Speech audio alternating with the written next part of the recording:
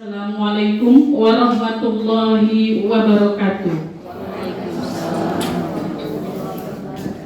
Alhamdulillahirabbil alamin. Wassalatu wassalamu ala asyrofil anbiya'i wal mursalin wa ala alihi washabbihi ajmain, amma ba'du. Puji syukur marilah sama-sama kita ucapkan kehadiran Allah Subhanahu wa taala. Karena berkat rahmat dan karunia-Nya lah kita dapat berkumpul di ruangan ini dalam rangka acara diseminasi budaya disiplin positif sebagai aksi nyata pendidikan guru penggerak Angkatan 7. Yang saya hormati Kepala Sekolah SMA Negeri 1 Karangbaru, Ibu Dr. Anda Idawati. Yang saya hormati Bapak Pengawas Pembina, yang saya hormati Bapak Ibu Dewan Guru beserta staf tata usaha yang berhadir pada hari ini, dan yang saya banggakan pemateri kita guru penggerak Angkatan 7, Ibu Popi Wahyuni SPD, Ibu Swarna Dwi Pamisda SPD. Bismillahirrahmanirrahim.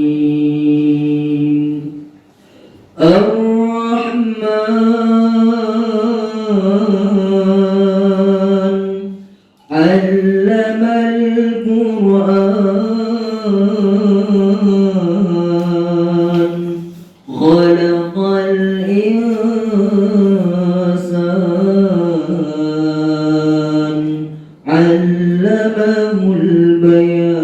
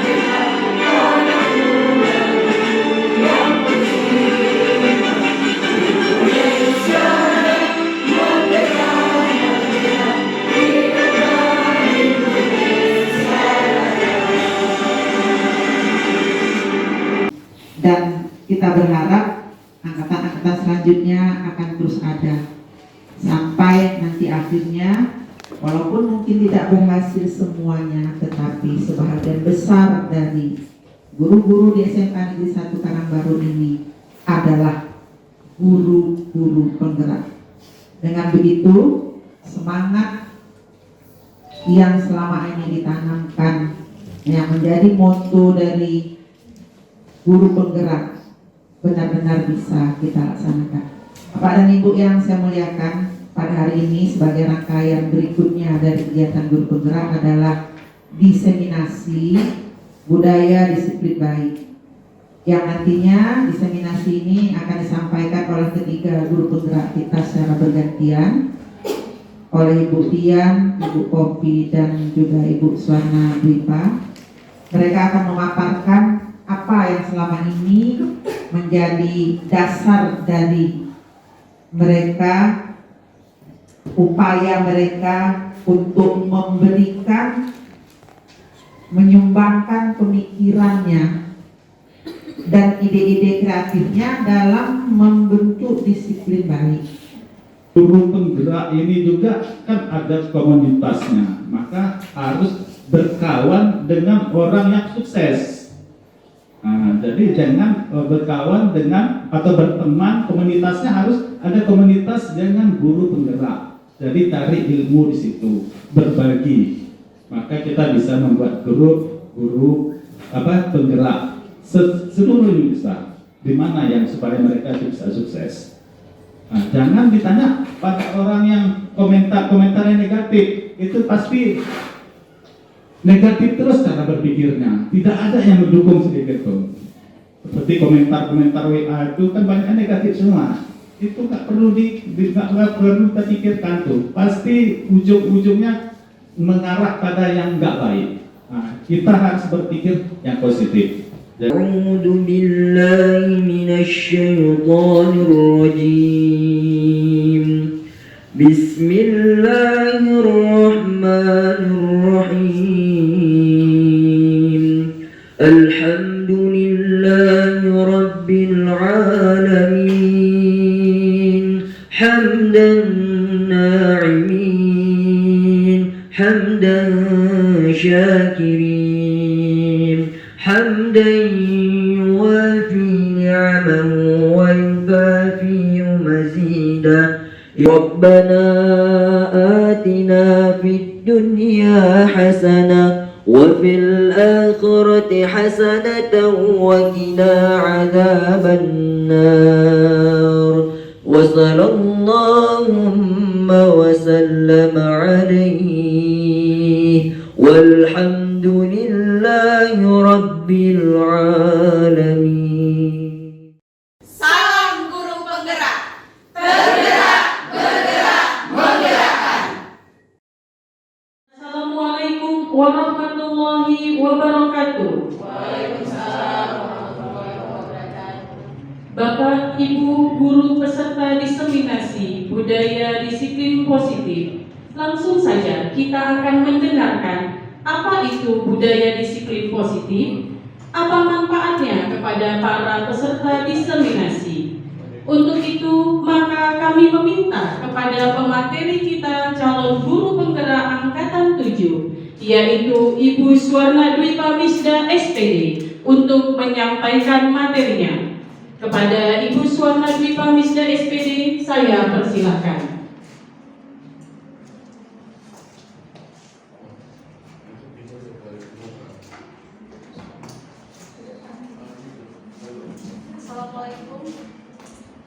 Assalamualaikum warahmatullahi wabarakatuh.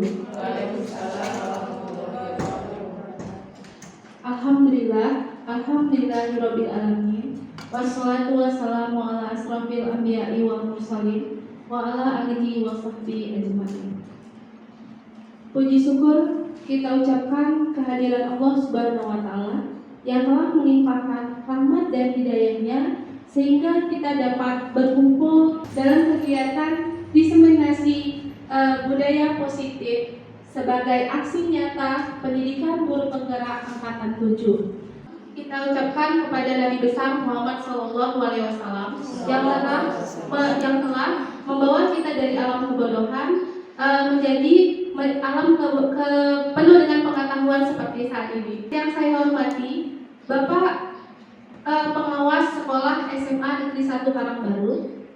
Yang saya hormati Ibu Kepala Sekolah SMA Negeri 1 Karangbaru. Dan yang saya hormati pada hadirin rekan-rekan teman sekalian yang telah hadir mengikuti diseminasi budaya positif ini. Nah, dalam kegiatan ini saya akan mencoba diseminasikan budaya positif sebagai aksi nyata saya sebagai guru penggerak angkatan 7 di SMA Negeri 1 Karangbaru Aceh Tamiang. Perkenalkan fasilitator saya itu Ibu Radiah SPD, kemudian saya sendiri CGP angkatan 7 Suwarna Dwi Pamisda SPD, kemudian pengajar praktik saya itu Ibu Marsi SPD. Nah, tujuan kegiatan kita pada hari ini adalah Yang pertama, berbagi konsep budaya positif. Kemudian yang kedua, berbagi pengalaman dalam penerapan budaya positif. Sebelum kita memasuki diseminasi ini, ada beberapa topik nantinya yang akan saya sampaikan. Yang pertama, disiplin positif dan nilai-nilai kebajikan universal. Kemudian, teori motivasi, hukuman, dan penghargaan. Selanjutnya, keyakinan kelas, kebutuhan dasar manusia, 5 posisi kontrol, dan segitiga restitusi. Nah, sebelum kita memasuki kegiatan kita, ada sebuah permainan Bapak Ibu. Ini permainannya saya namakan sebagai cobalah buka. Nah, di sini saya ingin Bapak Ibu mencari pasangan yang ada di sebelah Bapak Ibu. Kemudian tentukan siapa yang berperan sebagai A dan siapa yang berperan sebagai B. Ya Bapak Ibu, siapa yang berperan sebagai A dan siapa yang berperan sebagai B.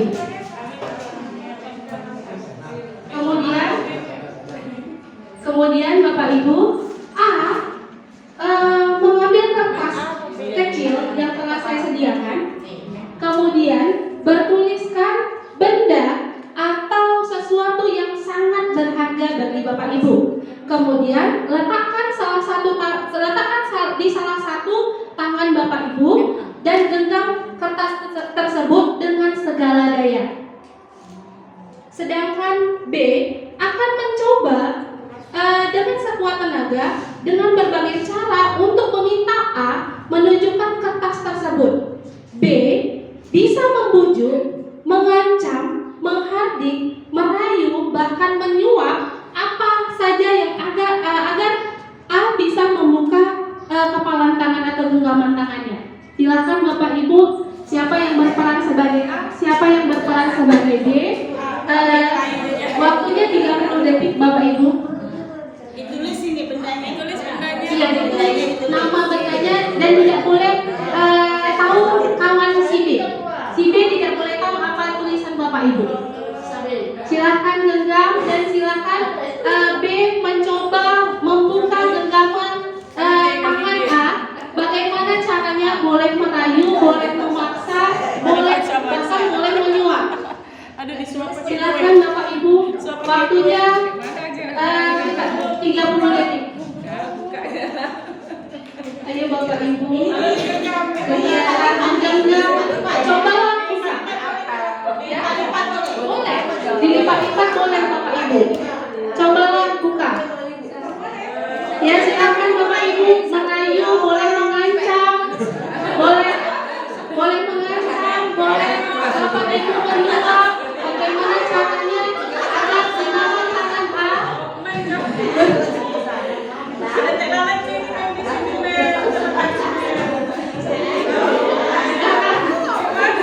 silakan boleh mengancam, boleh merayu, boleh memberi janji-janji palsu, boleh Bapak Ibu.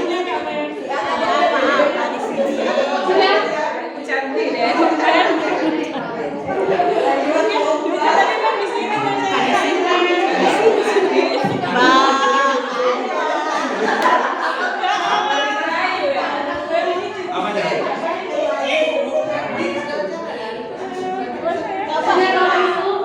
Waktunya sudah habis Bapak Ibu. Nah, bagaimana hasilnya? Bagaimana hasilnya Bapak Ibu? Apakah B berhasil membuka genggaman tangan A? Apa alasan A tidak membuka genggamannya? Kemudian pertanyaan yang kedua, mengapa A tidak membuka genggaman tangannya? Apa alasan A tidak membuka genggaman tangannya? Nah, pertanyaan yang ketiga, ini pertanyaannya untuk diri kita sendiri sebenarnya. Dari kegiatan ini, siapa yang mengendalikan membuka dan menutup genggaman tangan? Si A. Ya. Coba Ibu silakan bagaimana pendapatnya Ibu? Si A ya. Si A yang menggenggamkan. Mengapa si A tidak mau membuka genggaman tangannya? Karena si B tidak bisa memberikan memberikan keyakinan untuk bisa membuka yang ada di telapak tangan saya. walaupun itu teman sejati Walaupun itu teman sejati saya, walaupun itu teman sejati saya, walaupun itu teman bimbingan saya, tidak akan membuka tapi juga. tidak akan saya buka dengan Terima kasih Ibu.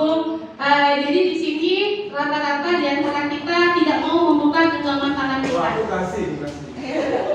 Kecuali Bapak, karena Bapak ada masalahnya ya Pak. Nah, di sini berarti yang mengendalikan diri kita itu adalah kita sendiri, bukan orang lain. Nah, ada ilusi menurut psikiater pendidikan itu Dr. William, ada 4 ilusi di sini. Yang pertama ada ilusi mengontrol murid. Nah, ini sering kita lakukan Bapak Ibu. Pada dasarnya kita tidak dapat memaksa siswa untuk berbuat sesuatu jikalau siswa tersebut lebih memilih untuk tidak melakukannya. Nah, ini sering kita lakukan Bapak Ibu. Ketika siswa kita merasa kita bisa mengontrolnya, nah ujung-ujungnya dan akhirnya sebenarnya perilaku seperti itu tidak sesuai.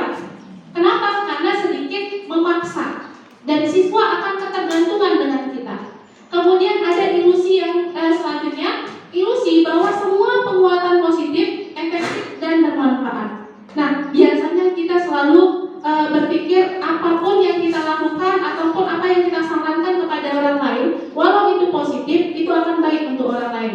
Sementara di sini yang menentukan kontrol itu adalah diri kita. Mungkin pada saat itu orang tersebut mau melakukannya, tapi ketika dia sudah mulai dalam jangka waktu yang panjang, dia sudah mulai mengerti hal yang memang bisa dikontrol diri dia ataupun orang lain yang ikut mengontrol. Kemudian di sini ada ilusi bahwa kritik dan membuat orang merasa bersalah dapat menguatkan karakter. Nah, ini sering kita lakukan.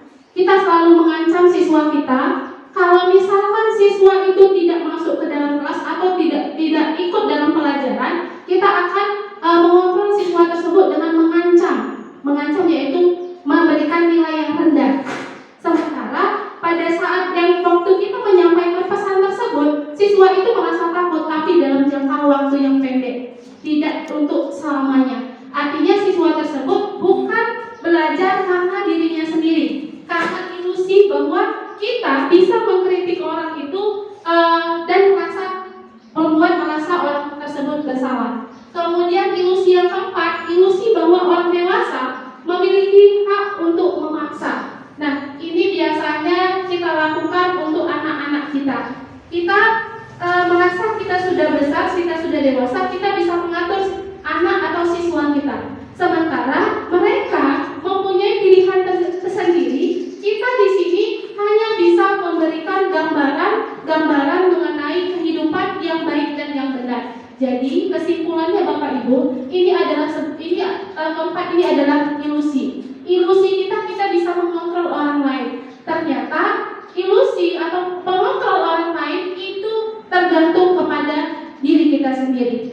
Balik kepada diri kita sendiri. Walaupun kita sebagai orang tua, walaupun kita sebagai guru, yang namanya mengontrol itu kita hanya bisa memberikan pengalaman, memberikan gambaran, dan memberikan nasihat kepada orang lain mengenai mengontrol diri mereka, mengenai mereka melakukannya itu tergantung kepada orang tersebut.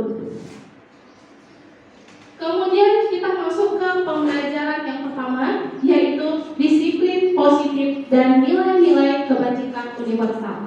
Nah, ini saya mau bertanya kepada Bapak Ibu, apakah Bapak Ibu setuju hukuman dapat mendisiplinkan anak? Setuju apa tidak, Ibu? Setuju. Ibu setuju, Ibu rela, tidak setuju. Kemudian coba kita masuk ke yang nomor 2, pemberian hukuman dengan hal positif. Ini sering kita lakukan, seperti membaca. Kemudian kita memberikan hukuman membersihkan halaman sekolah, dapat meningkatkan disiplin anak. Setuju ya, Bapak Ibu ya? Setuju. Jadi jawabannya setuju. Ada yang tidak setuju mungkin? Bapak tidak setuju?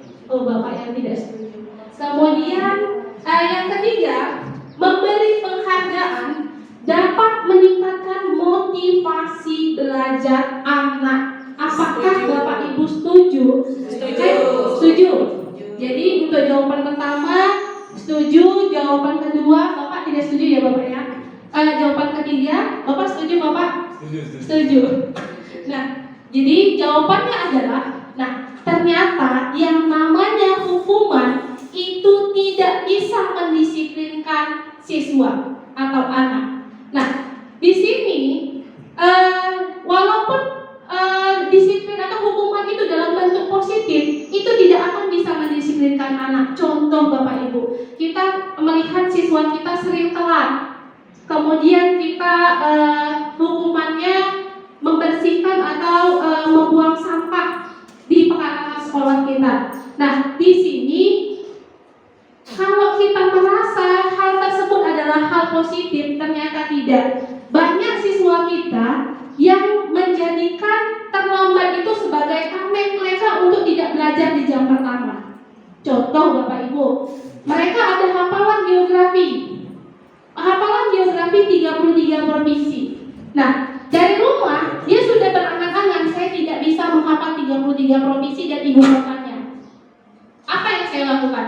Oh, kalau saya terlambat, saya akan disuruh guru piket membersihkan halaman. Karena saya tidak bisa belum menghafal, nanti kena marah dengan ibu guru. Lebih bagus saya terlambat, nantinya jam pelajaran tersebut akan habis, kemudian digantikan guru yang lain, dia tidak menghafal. Jadi ada hal hukuman tidak boleh dilakukan oleh guru kepada siswa kita. Kemudian yang ketiga ada penghargaan atau reward.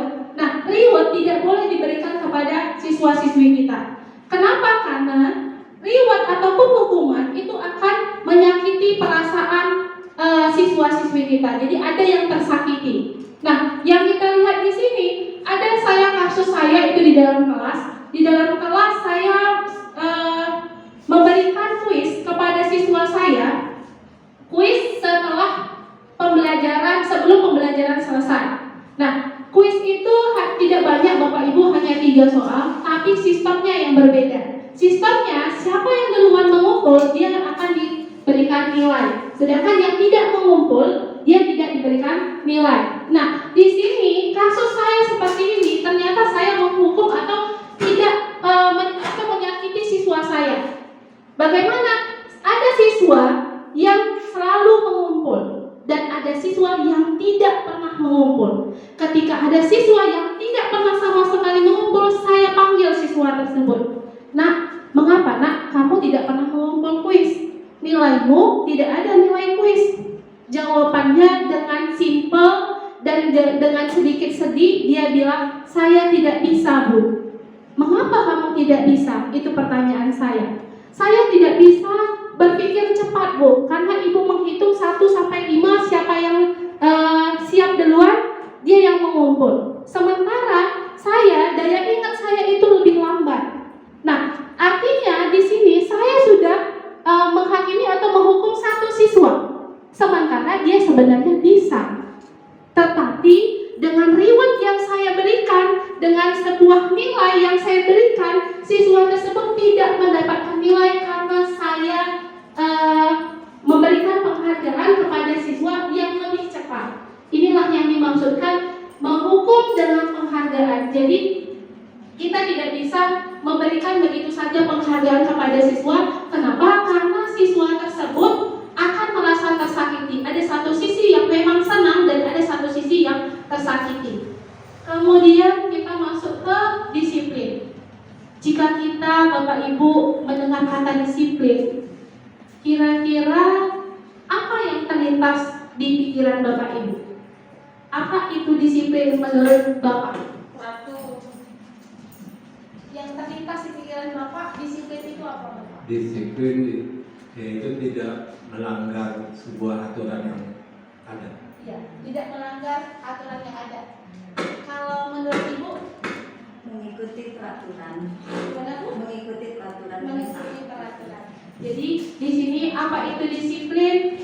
Sering sekali kita mendengar kata disiplin. Disiplin menurut Bapak mengikuti peraturan, serangkaian peraturan, tata tertib itu yang sering kita pikirkan dalam kata-kata disiplin. Nah, kebanyakan orang akan menghubungkan, memang benar, akan menghubungkan kata disiplin dengan tata tertib, teratur, kepatuhan pada peraturan. Kemudian kata disiplin juga sering dihubungkan dengan hukuman. Padahal sesungguhnya itu berbeda antara disiplin dan hukuman. Karena belajar tentang disiplin positif, di sini kita akan belajar disiplin positif, tidak harus dengan memberi hukuman. Justru itu adalah salah satu alternatif terakhir yang kita gunakan jika itu tidak ada lagi jalan keluarnya. Nah, dalam budaya kita, makna disiplin dimaknai menjadi sesuatu yang dilakukan seseorang dengan orang lain untuk mendapatkan kepatuhan. Kita cenderung menghubungkan kata disiplin itu dengan ketidaknyamanan. Kalau saya berbicara disiplin harus masuk sekolah atau masuk kerja kita jam 7.25. 7.25 saya merasa itu sangat tidak nyaman bagi saya.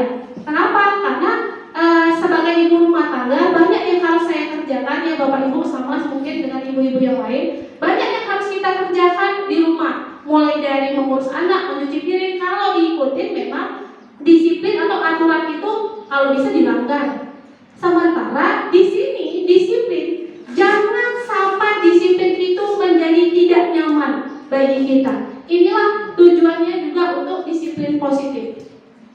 Apa itu disiplin positif? Disiplin positif adalah salah satu cara penerapan disiplin yang bertujuan untuk menumbuhkan motivasi internal dan kesadaran anak untuk melakukan sesuatu tanpa paksaan, tanpa penghargaan ataupun hukuman. Ini yang ingin kita terapkan bersama-sama Bapak Ibu. Jadi di sini saya ingin bersama-sama dengan Bapak Ibu menerapkan disiplin positif. Artinya siswa itu melakukan disiplin karena dari dirinya sendiri, bukan karena paksaan, tanpa penghargaan ataupun karena dia akan dihukum. Nah, dalam disiplin positif ada nilai-nilai universal, nilai-nilai kebajikan universal. Apa itu nilai-nilai kebajikan universal? Nilai-nilai kebajikan adalah sifat-sifat positif manusia yang merupakan tujuan mulia yang ingin dicapai setiap individu. Nah, nilai-nilai kebajikan yang ingin dicapai oleh anak Indonesia, seluruh anak Indonesia, ini kita kenal dengan profil pelajar Pancasila. Jadi kita harapkan siswa-siswi kita memiliki profil pelajar Pancasila. Apa-apa saja Bu profil pelajar Pancasila Ibu? Beriman dan bertakwa kepada Tuhan Yang Maha Esa dan berakhlak mulia. Kemudian berbhinneka global, bergotong royong, kreatif, bernalar kritis dan mandiri. Nah, inilah yang ingin kita capai dalam profil pelajar Pancasila. Kita masuk ke pembelajaran yang kedua, yaitu teori motivasi, hukuman dan penghargaan, dan restitusi. Teori motivasi perilaku manusia. Ada tiga teori motivasi perilaku manusia. Yang pertama yaitu untuk menghindari ketidaknyamanan atau hukuman. Ini merupakan motivasi eksternal. Nah, di sini sering sekali orang berpikiran apa yang akan terjadi bila saya tidak melakukannya. Jadi yang kita pikirkan, apa ya yang akan terjadi jikalau saya terlambat masuk ke sekolah? Apa ya yang akan terjadi jika saya terlambat masuk ke dalam kelas? Itu adalah motivasi eksternal, di mana kita selalu berpikiran jikalau kita terlambat maka kita akan dihukum. Kemudian yang kedua, untuk mendapatkan imbalan dari orang lain atau institusi. Nah, ini termasuk ke dalam motivasi eksternal. Ketika kita melakukan sesuatu kegiatan, dalam pikiran kita ada pertanyaan, apa yang akan saya dapatkan apabila saya melakukannya. Jadi di sini kita selalu beriming-iming sesuatu yang akan kita dapat untuk diri kita ketika kita melakukan sesuatu. Kemudian yang ketiga, untuk menghargai diri sendiri. Nah, inilah yang akan kita capai atau tujuan dari disiplin positif, yaitu motivasi internal, motivasi dari dalam diri kita. Di dalam pikiran kita, ketika kita melakukan sesuatu, kita selalu berpikir, saya akan menjadi orang seperti apa bila saya melakukannya. Ketika saya terlambat, saya berpikir kalau saya terlambat, nanti siswa saya belajarnya siapa yang mengajarinya.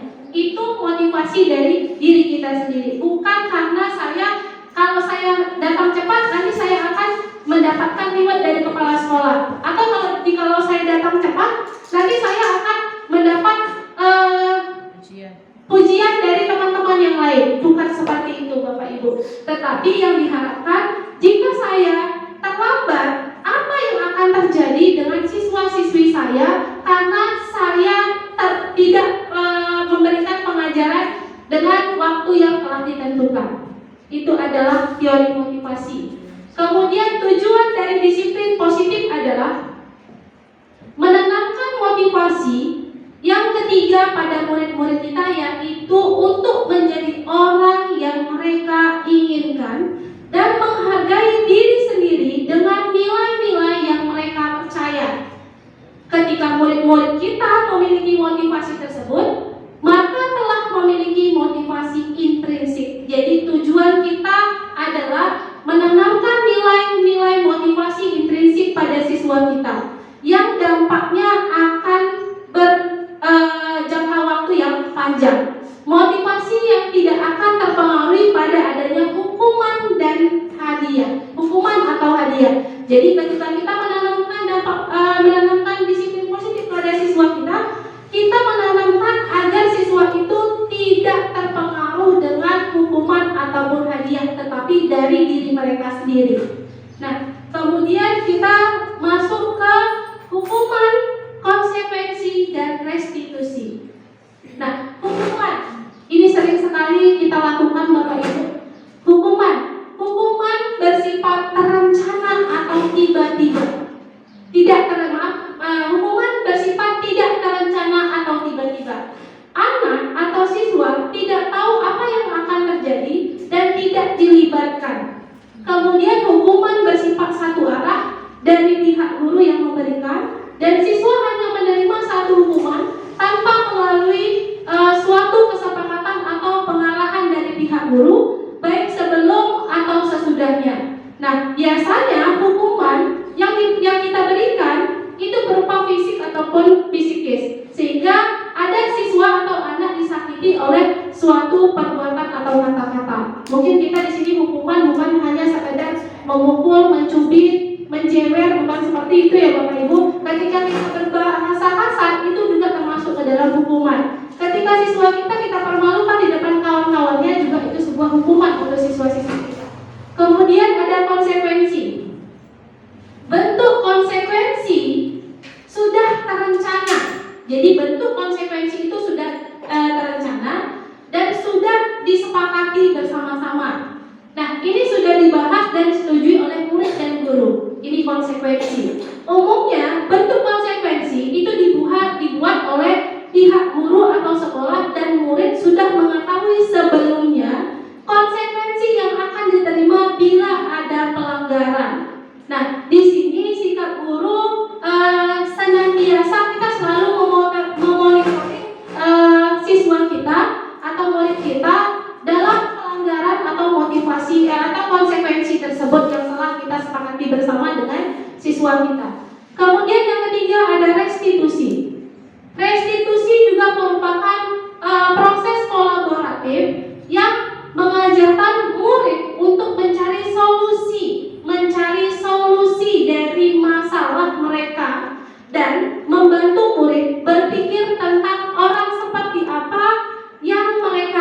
kebaikan dan bagaimana mereka harus memperlakukan orang lain. Inilah restitusi. Nah, di sini ada contoh dari hukuman atau tindakan guru, yaitu hukuman atau konsekuensi. Silakan Bapak Ibu sama-sama kita menjawab ya Bapak Ibu. Nah, ada tindakan di sini, tindakan mencatat 100 kali di dalam buku dengan kalimat saya tidak akan terlambat lagi karena siswa tersebut terlambat ke sekolah.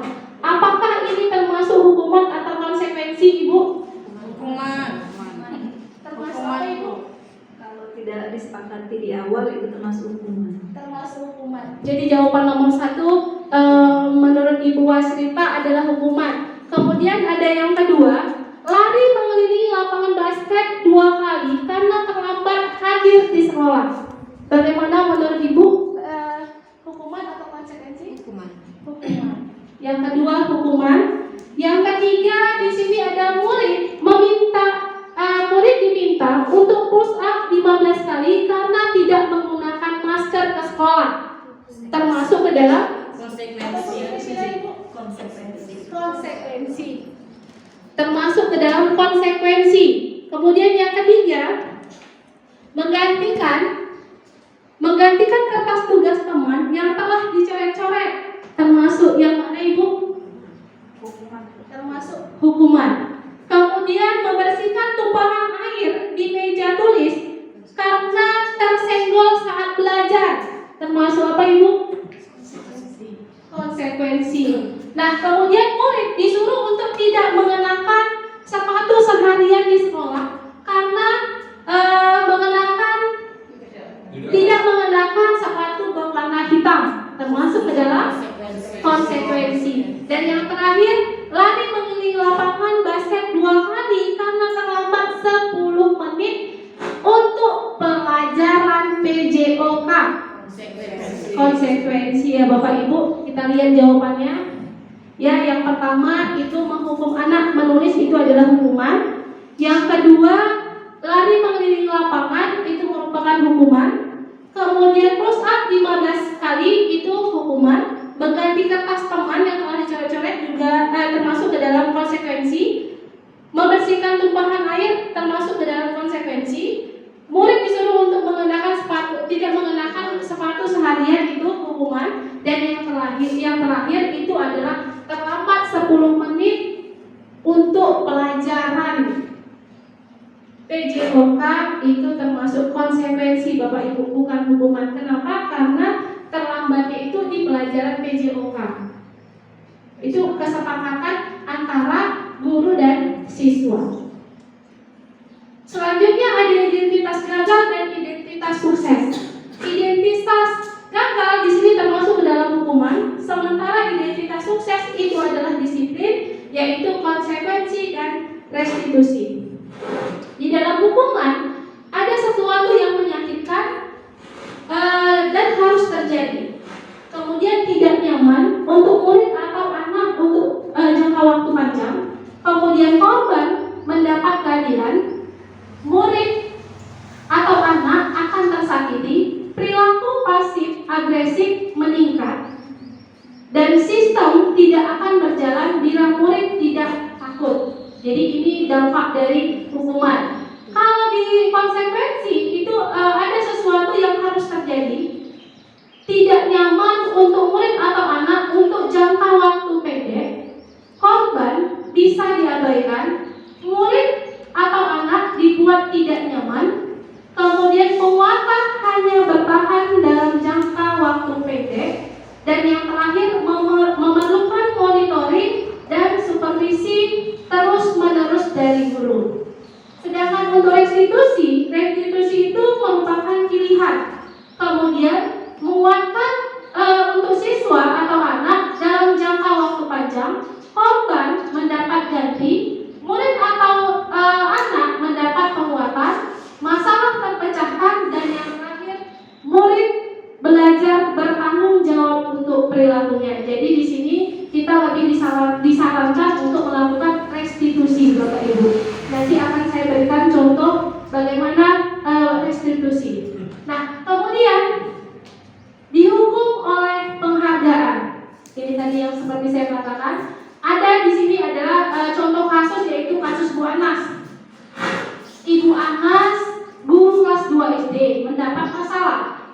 Murid-muridnya tidak bisa tertib berdiri antri di depan guru, di depan pintu kelas, dan selalu berebutan masuk ke dalam kelas setelah jam istirahat usai.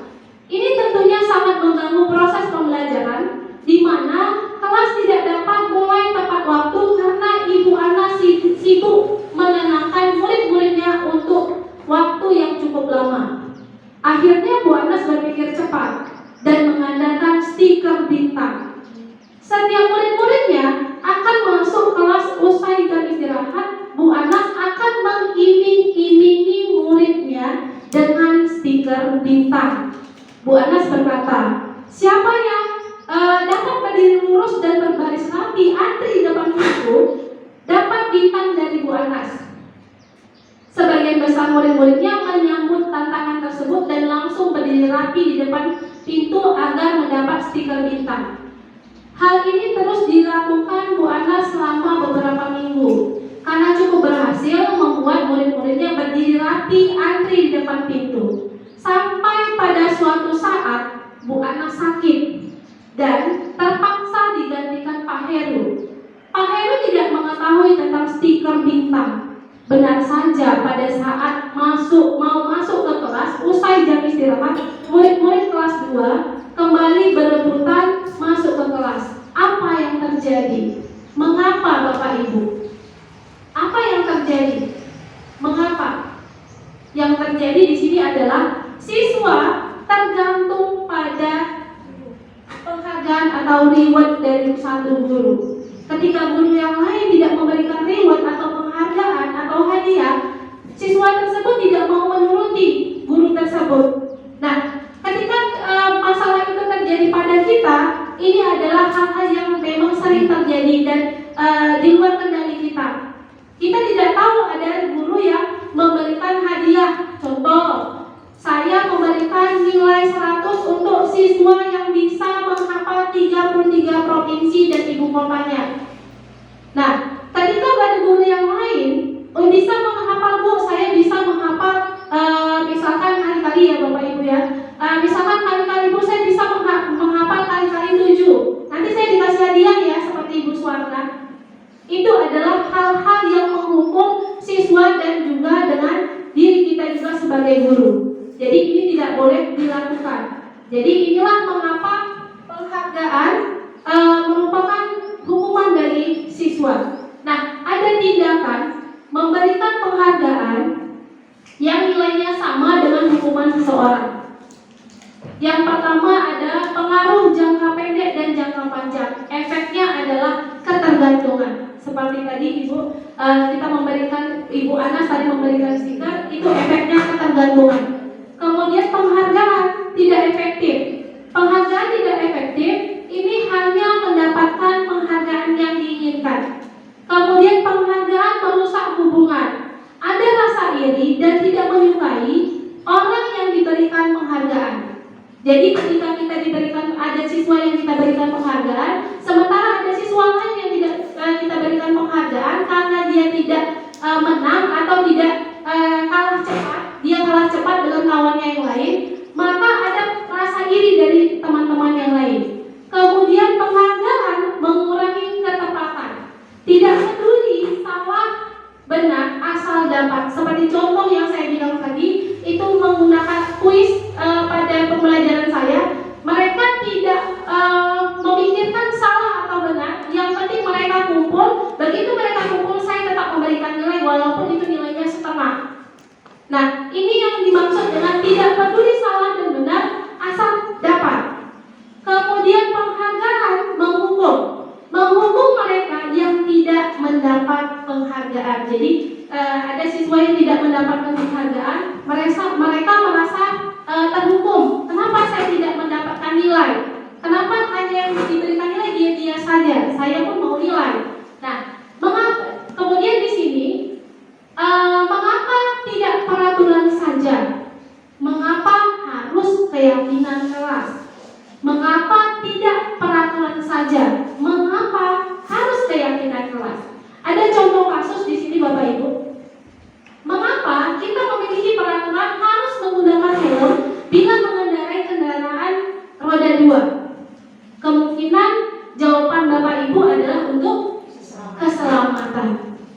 Kemudian kasus yang kedua, mengapa kita memiliki peraturan 3M? Jadi waktu kita pandemi ya Bapak Ibu, menggunakan masker, mencuci tangan, dan menjaga jarak 1,5 meter. Kemungkinan jawaban dari kita adalah untuk kesehatan dan untuk keselamatan. Nah, kalau kita kembali ke atas, mengapa tidak peraturan saja? Mengapa harus keyakinan kelas? Nah, untuk mendukung tumbuhnya motivasi intrinsik, itu tadi tujuan kita, kembali ke nilai-nilai keyakinan lebih menggerakkan seseorang dibandingkan mengikuti serangkaian peraturan-peraturan. Jadi, kenapa harus keyakinan kelas? Keyakinan kelas ini dibuat oleh kita, guru dan siswa, sehingga peraturan kelas ini keyakinan kelas ini dibuat untuk diri kita dan untuk kawan kita, untuk diri kita, untuk siswa kita, dan untuk diri kita sendiri di situ. Nah, kemudian kita masuk ke motivasi dari dalam diri. Jadi, kalau tidak penghargaan, tidak ada reward, mungkin terlintas di pikiran Bapak Ibu, kalau tidak ada reward, tidak ada penghargaan, tidak ada hukuman, apa yang harus kita lakukan? Mungkin seperti itu ya Bapak Ibu ya.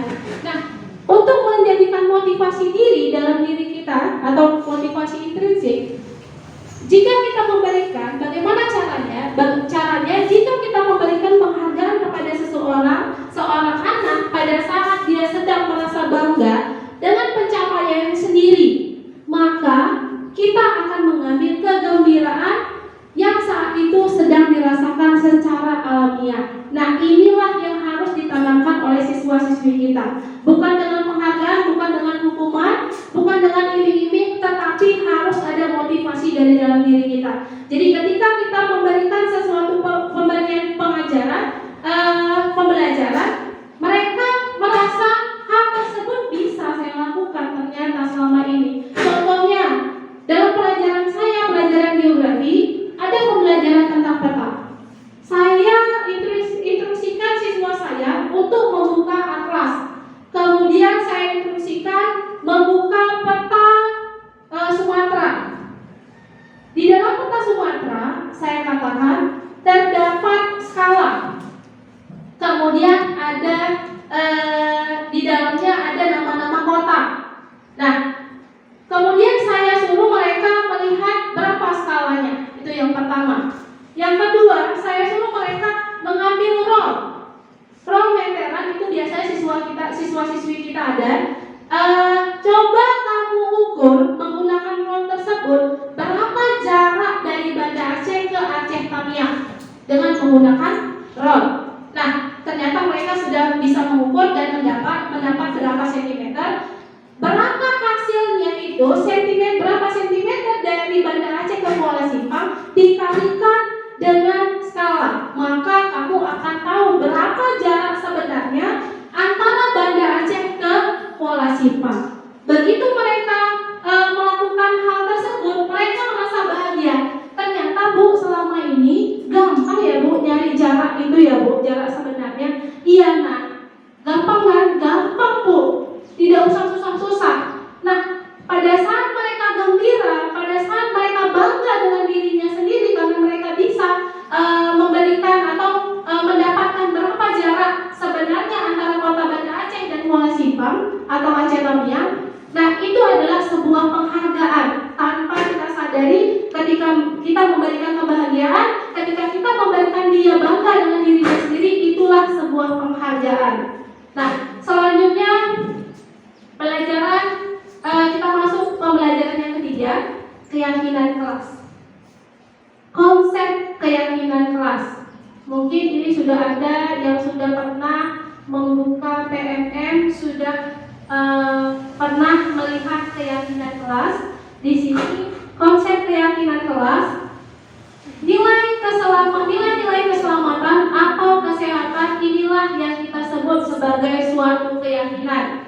Nah, nilai-nilai kebajikan universal yang disepakati secara tersirat dan tersurat, lepas dari latar belakang suku, negara, bahasa maupun agama, seperti menghormati keadilan, kehormatan, peduli integritas, kejujuran, pelayanan, keamanan, kesabaran, tanggung jawab, mandiri, berprinsip, keselamatan, kesehatan, dan lain-lain. Inilah yang akan kita buat dalam kelas kita, yaitu konsep dari keyakinan. Jadi kita harus pandai meyakini anak-anak kita bahwa anak-anak murid kita, siswa kita itu bisa. Nah, ada nilai-nilai kebajikan yang dituju dalam keyakinan kelas. Yang pertama, kita memang harus melakukan peraturan. Dalam peraturan kelas terdapat selalu kembalikan buku ke tempatnya. Keyakinan kelas di sini adalah tanggung jawab. Nah, di sini ada peraturan dilarang mengganggu orang lain. Maka keyakinan kelasnya adalah menghormati orang lain. Kemudian hadir di sekolah 15 menit sebelum pembelajaran dimulai. Keyakinan kelasnya adalah menghormati orang lain dan berkomitmen. Kemudian dilarang melakukan kekerasan. Keyakinan kelasnya adalah keselamatan, menghormati orang lain. Kemudian dilarang menggunakan narkoba. Keyakinan kelasnya adalah kesehatan. Kemudian bergantian atau menunggu giliran. Maka keyakinan kelasnya adalah menghormati orang lain, bersabar, kesehatan dan keselamatan. Maaf Bapak Ibu, menghormati orang lain dan bersabar, menggunakan masker, kesehatan dan keselamatan. Jangan berlari di depan kelas atau koridor. Keyakinan kelasnya adalah kesehatan dan keamanan. Hal yang perlu diperhatikan dalam pembentukan keyakinan kelas. Jadi Bapak Ibu, saya harapkan setelah kita melakukan diseminasi ini, kita sama-sama dapat membuat keyakinan kelas. Nah, di sini hal-hal yang perlu diperhatikan dalam pembentukan keyakinan kelas. Yang pertama, keyakinan kelas bersifat abstrak daripada peraturan yang lebih rinci atau konkret. Nah, mungkin dalam peraturan ada bahasa dilarang, tidak boleh.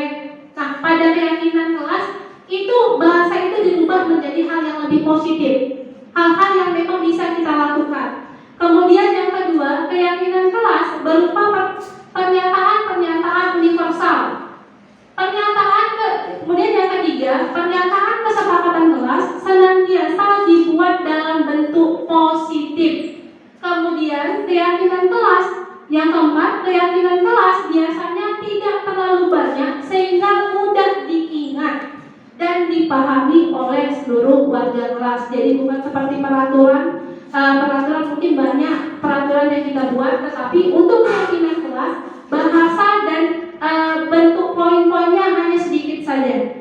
Kemudian keyakinan kelas sebaiknya sesuatu yang dapat diterapkan di lingkungan tersebut. Yang keenam, seluruh warga kelas sebaiknya ikut berkontribusi dalam pembuatan kelas lewat kegiatan curah pendapat. Kemudian yang ketujuh, bersedia meninjau kembali keyakinan kelas dari waktu ke waktu. Jadi untuk keyakinan kelas ini tidak permanen seperti peraturan. Sudah saya lakukan kegiatan pembuatan keyakinan kelas. Ini Bapak Ibu pembuatan hasil dari keyakinan kelas kami, yaitu kelas 10-nya 1. Ada peraturan yang sudah sama-sama kami buat juga. Kemudian dari peraturan kami membuat keyakinan kelas sehingga membentuk nantinya akan menjadi kelas impian kelas 10-nya 1. Jadi Bapak Ibu, kami harapkan setelah ini mudah-mudahan kita sama-sama bisa membuat peraturan keyakinan kelas dan akhirnya akan membentuk sebuah impian kelas. Ini dia Bapak Ibu yang sudah kami buat bersama-sama, saya dan siswa-siswi saya kelas 10-nya 1. Kemudian kita masuk ke pembelajaran keempat, kebutuhan dasar manusia dan dunia berkualitas. Nah, ada 5 kebutuhan dasar manusia. Ada 5 kebutuhan dasar manusia. Seluruh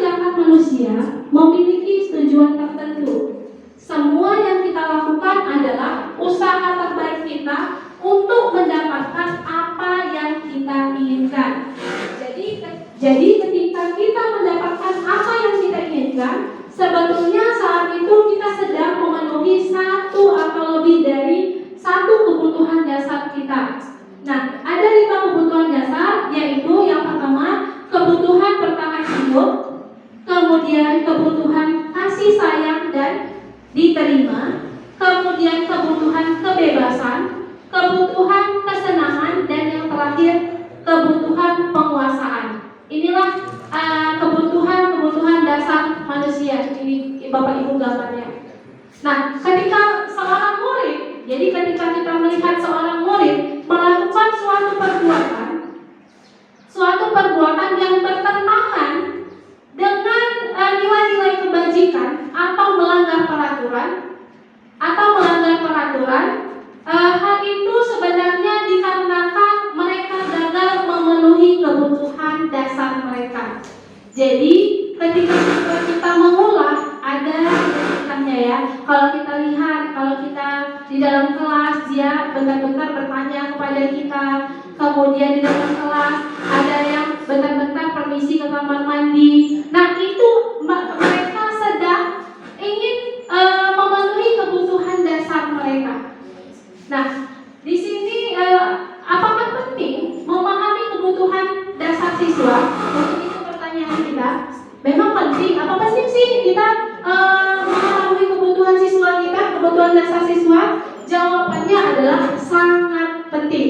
Jadi jika ada pertanyaan, apakah penting memahami kebutuhan dasar siswa kita? Sangatlah penting.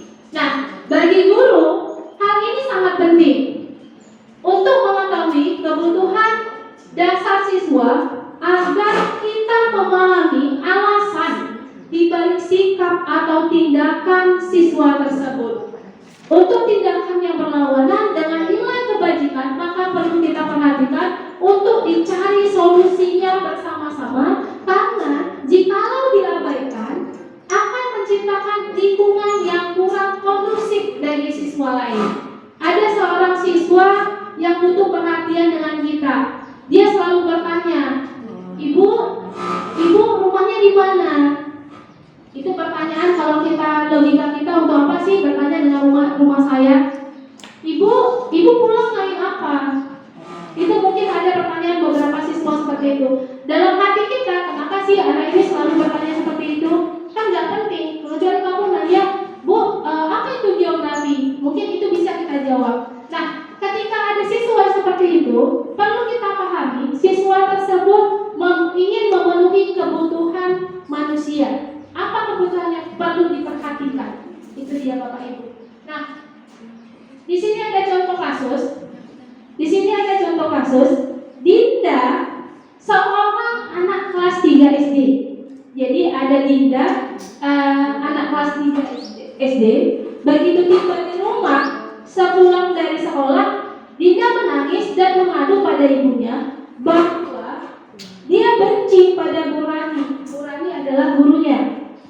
Menurut Anda, kebutuhan apa yang berusaha dipenuhi oleh Dinda? Jika jawaban seperti ini, bila Anda berada dalam posisi Ibu Rani sebagai guru dan mendengar informasi dari ibunya Dinda tentang perasaan Dinda hari itu, apa yang akan Anda lakukan pada Dinda besok ketika Dinda masuk sekolah agar kebutuhan Dinda terpenuhi? Ini contoh kasus dari Ibu Rani. Nah, jika Dinda menjawab, Ibu guru bilang, aku tidak boleh bersenandung sewaktu mengerjakan tugas. Katanya, kelas harus tenang, tidak ada suara. Kan gak seru jadinya. Itu jawaban dari Dinda. Nah, kebutuhan yang dibutuhkan oleh Dinda apabila jawabannya seperti ini adalah kebutuhan kesenangan. Kemudian jika Dinda menjawab, Ibu guru tidak menyapaku hari ini, padahal aku pakai jepit rambut baru loh. Nah, kebutuhan yang dibutuhkan Dinda adalah kebutuhan kasih sayang dan diterima. Kemudian jawaban Dinda, aku bosan. Masa belajarnya cuma gitu-gitu aja dengan ibu guru aja?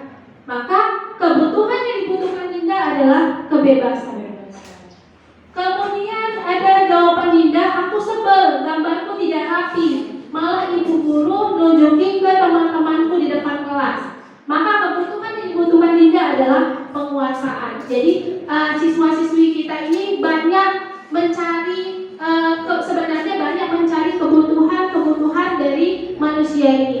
Jadi kita sebagai guru harus memahami dia memerlukan kebutuhan apa, dia sedang memenuhi kebutuhan untuk dirinya itu apa. Begitu Bapak Ibu. Kemudian kita masuk ke pembelajaran kelima. Restitusi 5 posisi kontrol. Nah ini dia Bapak Ibu.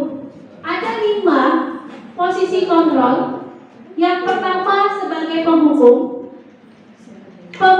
yang kedua pembuat orang merasa bersalah, teman, pemantau, manajer. Nah, jadi yang sering kita lakukan atau yang saya sering lakukan, saya hanya sampai dengan pemantau, belum sampai ke manajer. Itu yang sering kita lakukan. Nah, ketika kita sebagai penghukum, guru berbuat atau menghardik, menunjuk-nunjuk, menyakiti dan menyindir. Kemudian guru berkata, kalau kamu tidak melakukannya, awas ya, rasakan. Itu sering ya kita katakan. Kemudian hasilnya siswa memberontak, menyalahkan orang lain dan berbohong. Kemudian murid meletakkan guru di luar dunia berkualitas. Kemudian murid berkata, biarkan saja, nanti juga marah-marah lagi. Kemudian dampak pada murid mengulangi kesalahan. Kemudian membuat orang merasa bersalah. Guru berbuat menceramah dan mengatakan seharusnya ibu kecewa, itu yang sering kita katakan. Kemudian kamu sudah tahu, ibu lelah sekali mengatakannya, ibu stres. Nah, hasilnya siswa tersebut menyembunyikan, menyangkal dan berbohong. Murid meletakkan guru di dalam dunia berkualitas. Kemudian murid berkata, maafkan saya. Nah, kemudian di sini ada dampak pada murid adalah merasa rendah diri. Kemudian posisi kontrol selanjutnya adalah teman, sebagai teman, membuat alasan-alasan untuk muridnya. Kemudian guru berkata, ayolah lakukan demi ibu. Masa kamu tidak mau? Ingat, ibu tidak pernah bantu kamu. Ibu juga pernah bantu kamu. Kemudian hasilnya siswa merasa ketergantungan. Murid meletakkan guru di sebagai orang yang sangat penting di dunia berkualitas. Saya pikir Bapak Ibu teman saya, ternyata begitu. Nah, dampak pada murid menjadi lemah, tidak mandiri dan tergantung pada siswanya. Kemudian pemantau, menghitung dan mengukur. Ibu berkata, apa peraturannya? Menyesuaikan diri bila diawasi. Kemudian murid meletakkan guru, peraturan dan hukuman di dunia berkualitas. Kemudian murid berkata, berapa banyak bintang yang saya harus peroleh, berapa halaman yang harus saya tulis. Kemudian dampaknya menitik beratkan pada sanksi atau hadiah untuk dirinya. Nah, yang terakhir, jadi saya di sini hanya sampai dengan pemantau. Selama ini yang saya terapkan hanya sampai sebagai pemantau. Untuk manajer, saya sedang mencoba mempelajari tentang manajer. Nah, bagaimana manajer itu mengajukan pertanyaan-pertanyaan.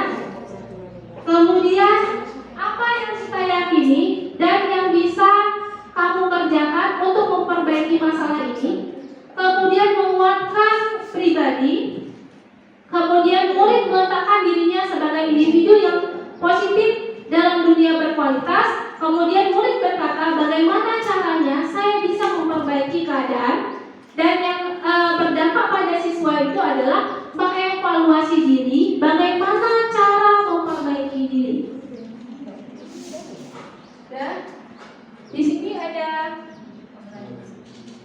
pertanyaan-pertanyaan. Jikalau ada pertanyaan, saya kecewa sekali dengan ibu. Maka siapa yang, maksudnya di sini bukan siapa yang mengatakan ya Bapak Ibu. Berarti apa yang di sini posisi kontrol apa yang kita lihat? Berarti membuat orang merasa bersalah. Kemudian kamu tidak pernah melakukannya sebagai penghukum. Kemudian ayo lakukan demi ibu itu sebagai teman. Apa kamu mau mendapatkan stiker bintang hari ini sebagai pemantau? Bagaimana kamu bisa menyelesaikan masalah ini itu sebagai manajer? Kamu selalu yang paling terakhir itu sebagai penghukum. Ini pembelajaran yang terakhir Bapak Ibu, yaitu tentang segitiga restitusi. Apa itu restitusi?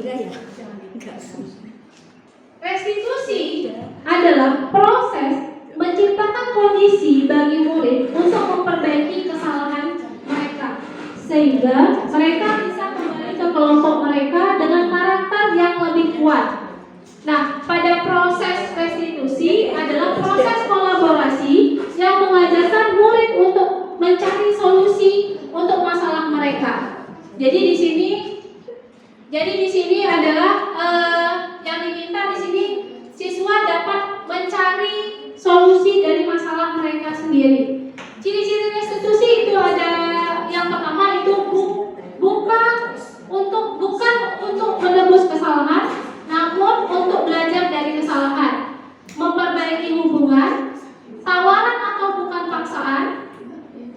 Restitusi menuntut untuk melihat ke dalam diri. Kemudian restitusi mencari kebutuhan dasar yang didasari tindakan. Restitusi diri adalah cara yang paling baik. Kemudian restitusi fokus pada karakter bukan tindakan. Restitusi fokus pada solusi. Dan yang terakhir adalah restitusi mengembalikan murid yang berbuat salah pada kelompoknya. Nah, ini adalah segitiga restitusi. Pada saat kita menyelesaikan masalah anak-anak, yang pertama kita harus menstabilkan identitas, kemudian validasi kebutuhan dan menanyakan keyakinan kelas yang telah dibuat bersama-sama. Ini adalah pengalaman saya dalam penerapan konsep budaya positif.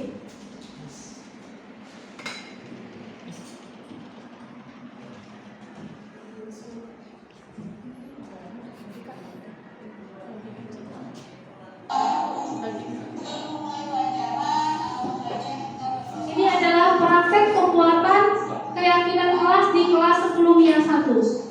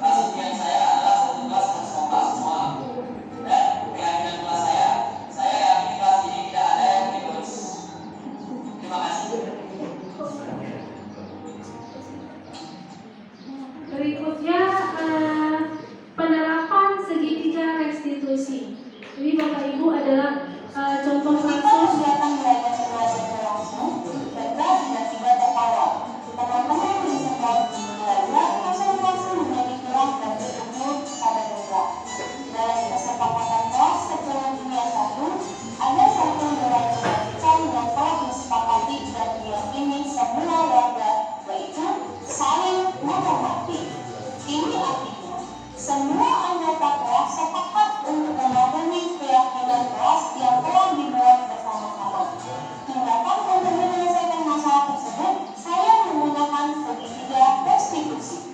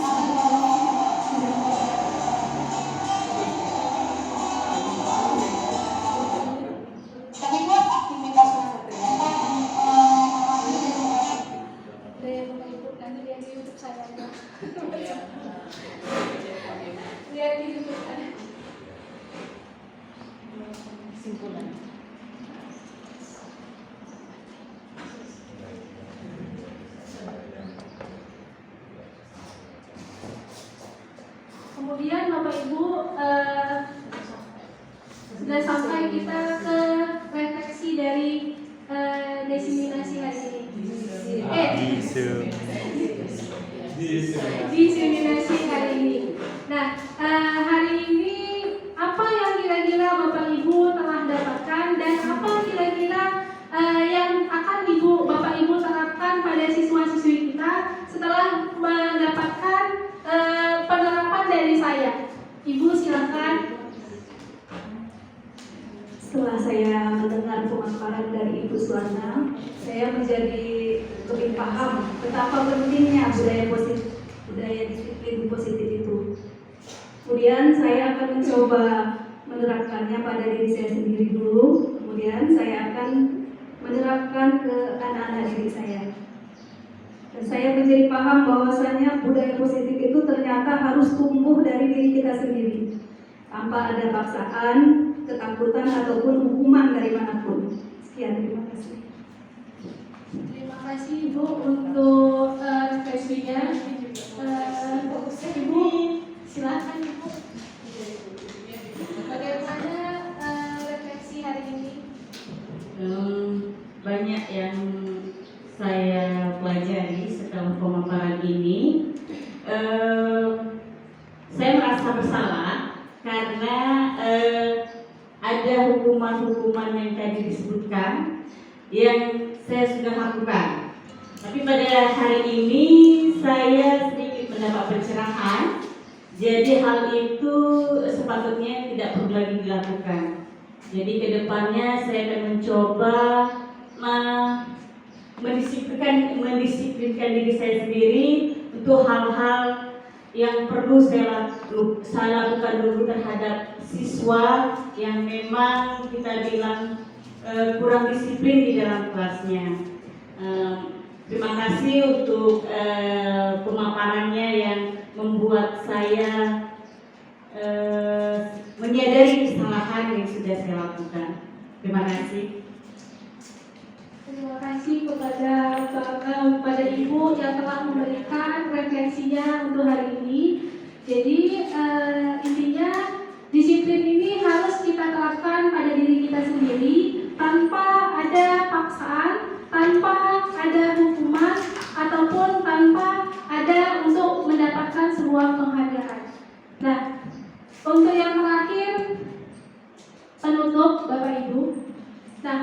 Setia dan Nusantara merdeka.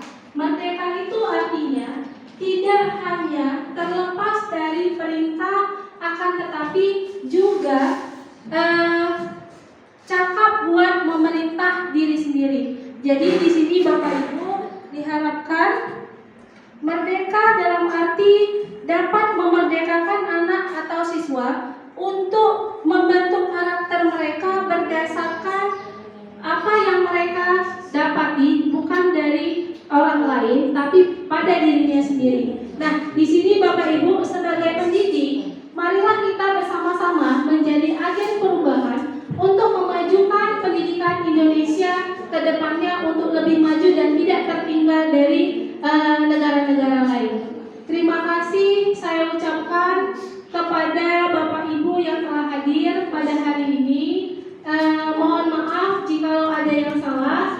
Mohon maaf jika ada kekurangan dari saya. Sekian dari saya. Assalamualaikum warahmatullahi wabarakatuh.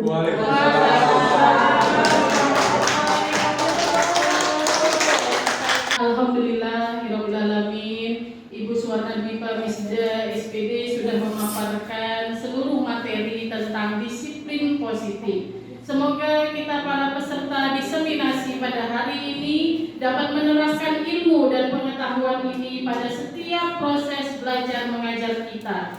Hal ini sesuai dengan pelaksanaan kurikulum merdeka seperti yang diharapkan pemerintah pada tahun-tahun ke depannya. Demikianlah saya selaku moderator mengucapkan terima kasih dan mohon maaf apabila terdapat banyak kekurangan. Billahi taufiq wal hidayah. Assalamualaikum warahmatullahi wabarakatuh. Waalaikumsalam.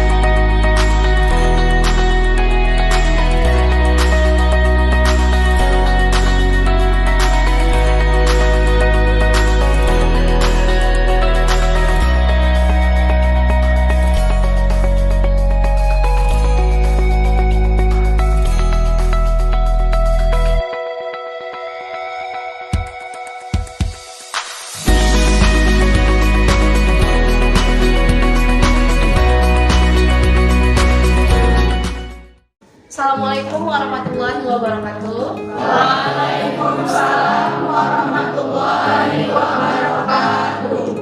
Sebelum memulai pelajaran, alangkah baiknya kita berdoa menurut kepercayaan kita masing-masing. Doa dimulai.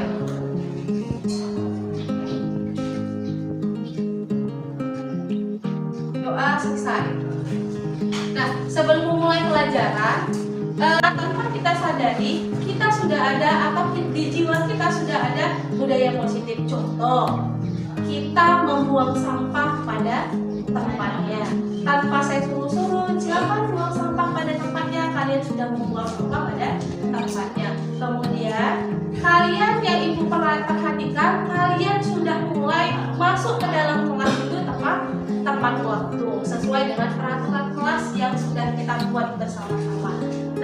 Jadi di sini budaya positif akan saya terapkan dan akan saya perkuat di kelas kita dulu. Setelah maju kelas kita, setelah berhasil kelas kita melakukan budaya positif, maka kita akan memberikan contoh kepada kelas-kelas yang lain bagaimana budaya positif itu, tapi harus dimulai pada diri kita sebelum kita memberikan contoh atau kita menjelaskan kembali, mengajak kawan yang lain melakukan budaya positif. Nah, untuk melakukan budaya positif, ada beberapa hal-hal yang harus kita lakukan. Yang pertama, kita sudah membuat peraturan kelas.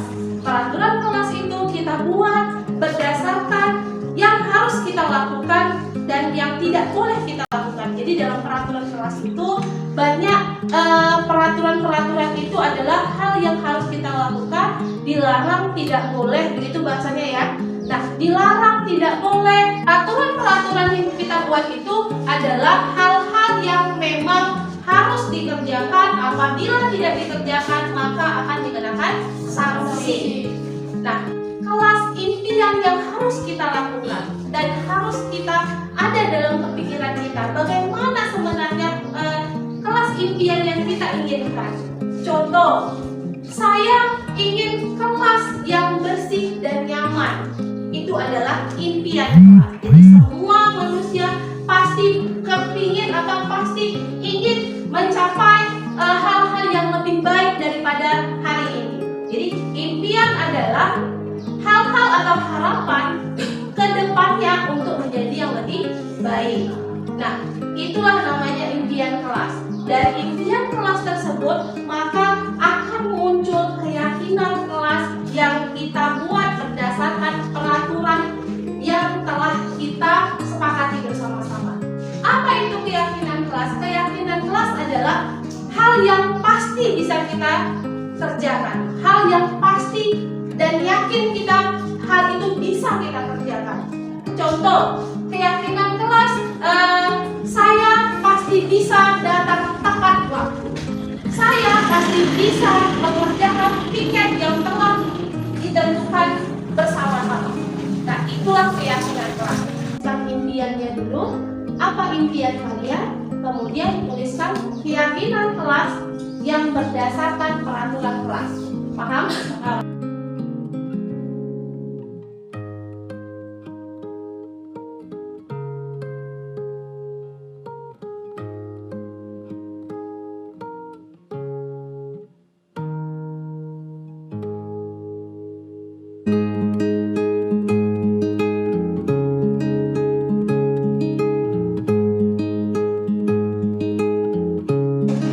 Sudah selesai semua ya? Sudah.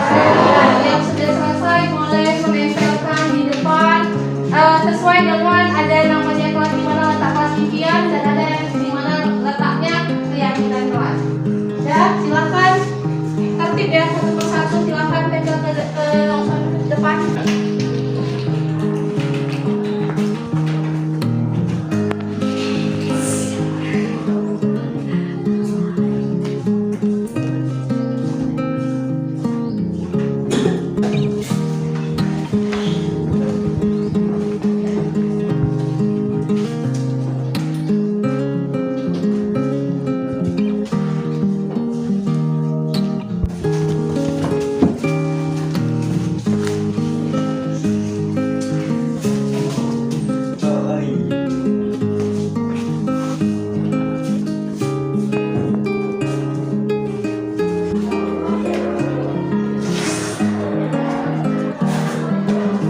Kelas impiannya adalah saling menghormati, tidak meremehkan orang, tidak ada bully, dan kelas yang nyaman.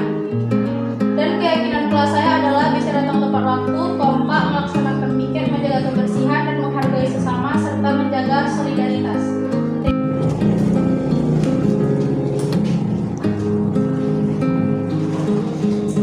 Kelas impian saya adalah satu kelas harus kompak semua.